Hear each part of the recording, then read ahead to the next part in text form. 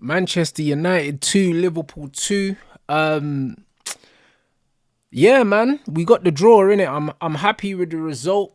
But yeah, this reaction is probably not gonna be what people expect in it. People probably think that man's gonna be mad giddy about it. You're probably gonna go around and see other match reactions, and people are gonna be jumping around and screaming and making out like we won the game. We didn't win the game. It was a good draw. I thought stylistically, the way that Liverpool played kind of made the game more suitable to what our characteristics of our team does in it. It's one of them things where probably since Oli maybe we've been counter-attack FC in it. A lot of Man United's best moments today were in transition, counter-pressing or capitalising on mistakes. Trent Alexander-Arnold had an absolute shit show of a performance today.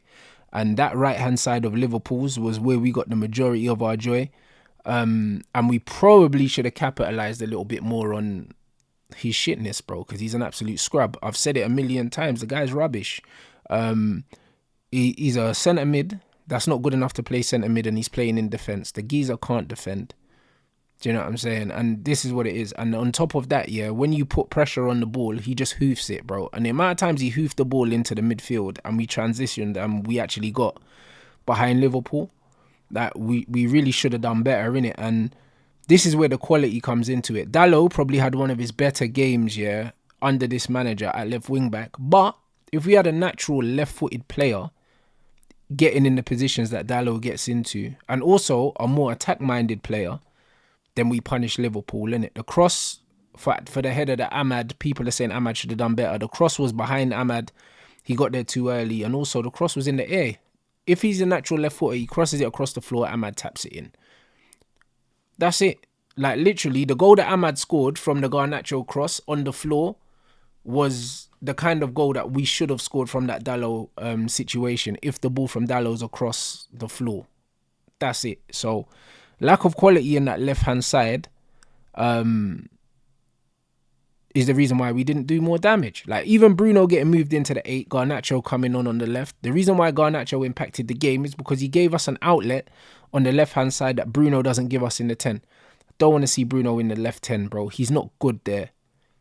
Bruno got moved into the 8 and he got more into the game, bruv.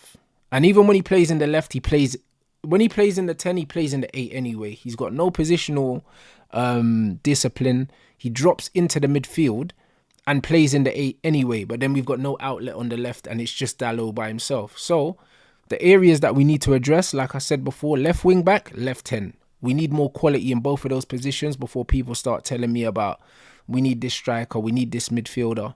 Get me a left 10 and get me a left wing back. You completely transform the balance of this Man United team. And we saw it. Second half, Bruno in the 10, Garnacho on left 10. All of a sudden, we're stretching them.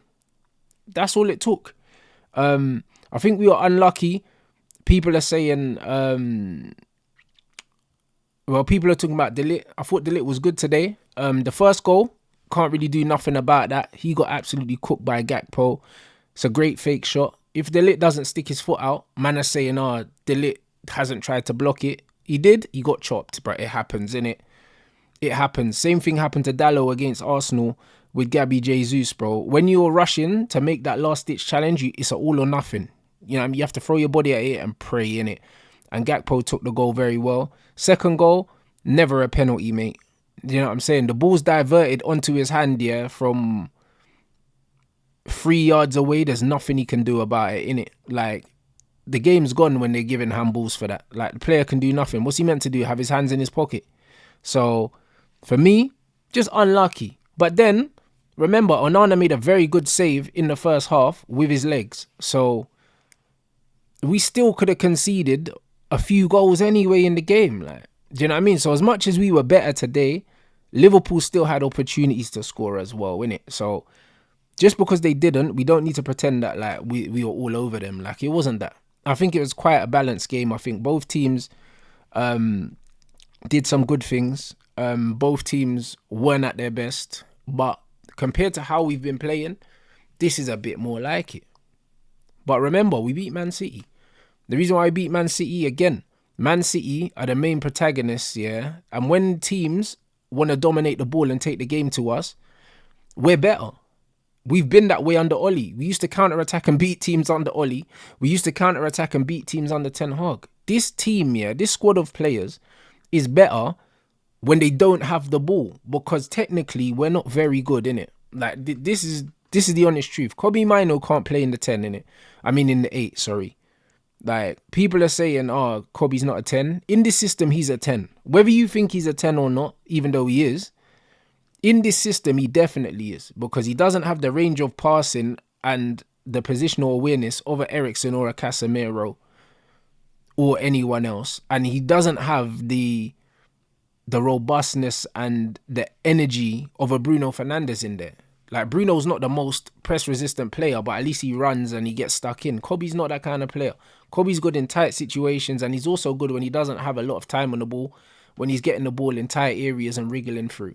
So, he needs to be used in the 10. If the manager uses him in the 10, yeah, in the left 10, and he was getting into the areas that Garnacho was getting into, he can take players on.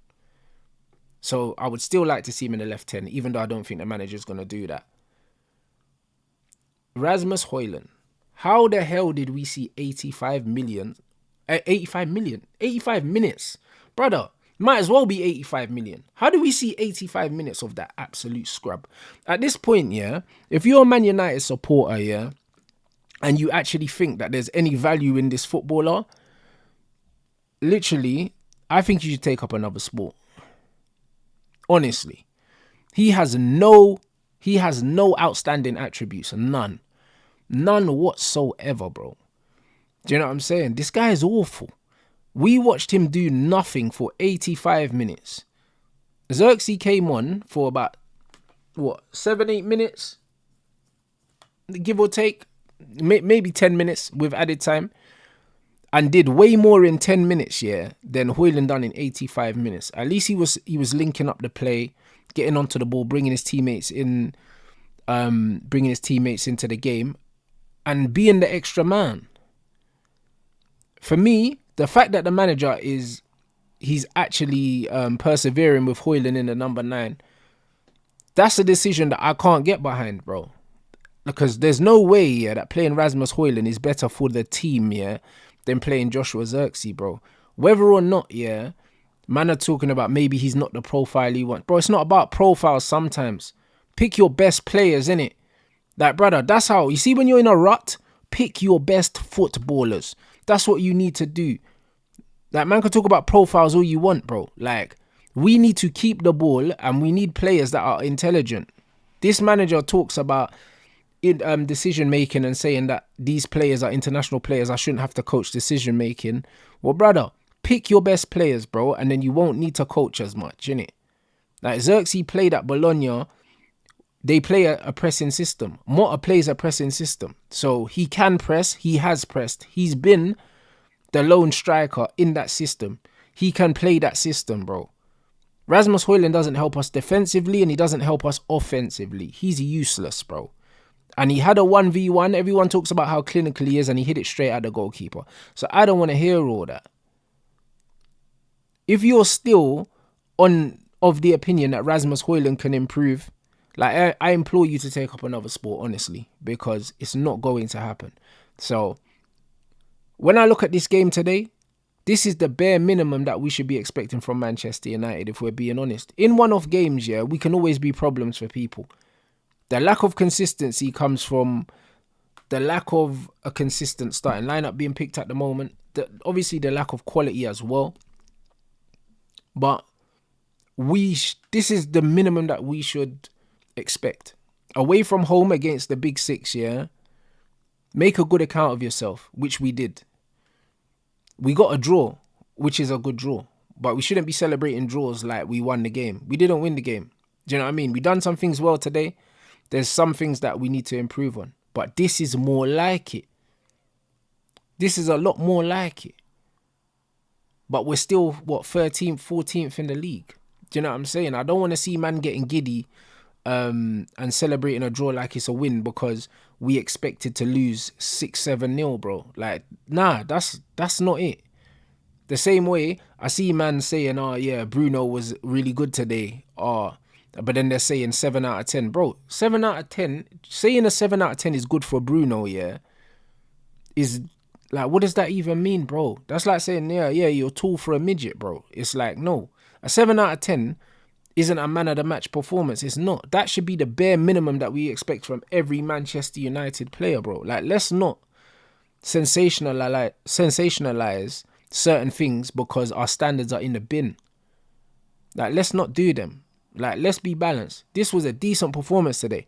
I think that Liverpool weren't great today, but I think we done a lot of things today, yeah, that stopped them from being great as well.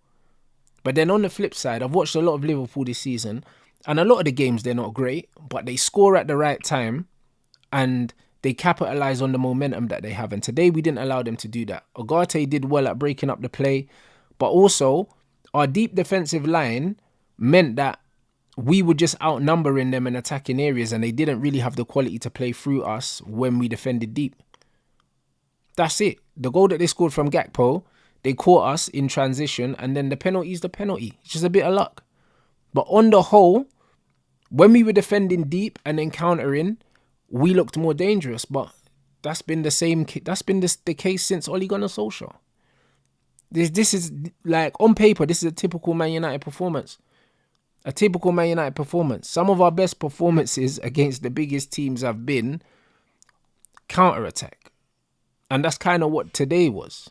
So it's one of them ones where I'm mad happy with the result because I literally, bro, I wanted the game to get called off.